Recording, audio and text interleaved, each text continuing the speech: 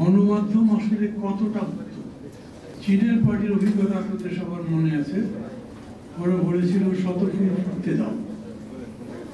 তারপরে ওরাই আবার পরিবর্তন করে বলেছিল শতফুল ফুটতে পারে, কিন্তু একই সাথে যাতে আগাছা না হয়, কাঁটা না বেড়ে যায়, সেটা দেখতে হবে। গত 53-54 বছরের মধ্যে বর্তমানে যে সরকার ক্ষমতায় আছে, এর মতো গণমাধ্যমের প্রতি উদার দৃষ্টিভঙ্গি সম্পন্ন করে সরকার আসে না। আগামীতে আসবে কিনা জানি না। মতি ভাই অবশ্য ফখরুল ভাইকে প্রশ্ন করেছেন, ফখরুল ভাই জবাব দেবেন, কিন্তু আমি মনে করি ফখরুল ভাইরাই ক্ষমতায় যাক, যারাই যাক, আমি তো যাব না, আমার জবাব দেওয়ার দরকার নেই। যারা যাবেন তারা বলবেন তারা এই নীতিটাকে কিরকম করে প্রণয়ন করবেন, কিরকম করে বাস্তবায়ন করবেন।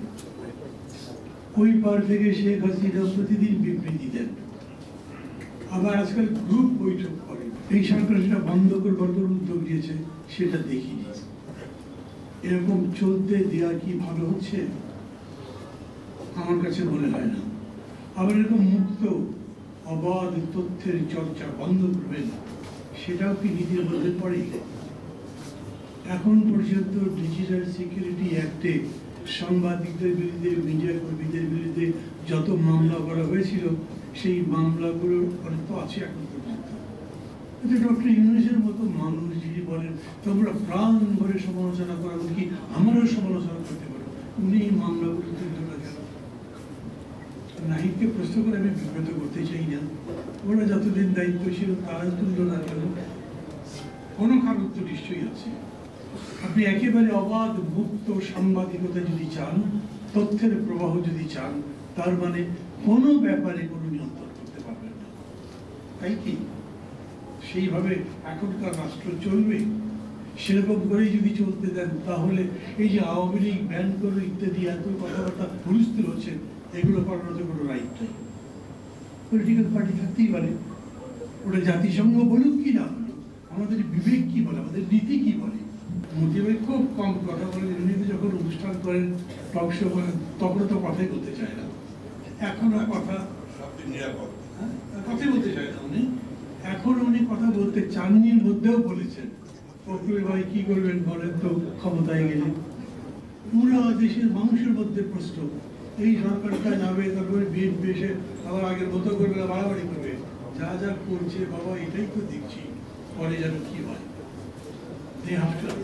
আমি বলছি না বিএনপি বলে না, সব পার্টি কাজ সবাইকেই বলতে হবে দেশটা যে বদলাতে চাই, এখানে নতুন একটা দেশ করতে চাই, নতুন বাংলাদেশ, তার জন্য সব ব্যাপারে আপনাকে কথা বলতে হবে। জনগণ যাতে সেটা বুঝে শুনে সম্মত হয়, তার পক্ষে কাজ করে, সেরকম জায়গায় যেতে হবে।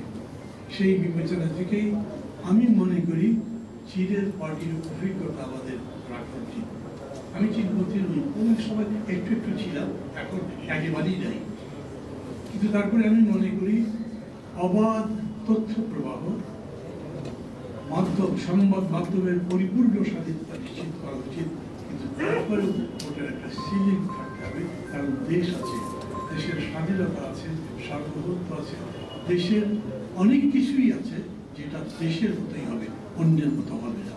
এবং সেই বিবেচনা থেকে আজকে এই যে উদ্যোগটা নেওয়া হয়েছে, আমি মনে করি অনেক অবশ্য বলেন এটা আপনারা আরো ভালো বলতে পারবেন, কেন অ্যাক্রিডিটেশন কার্ড বাতিল হলো, কেন কয়েকজনের চাকরি গেল, এটা কি ডেমোক্রেসির রেজাল্ট নাকি অন্য কিছু, এগুলো দেখেই আমাদেরকে সিদ্ধান্ত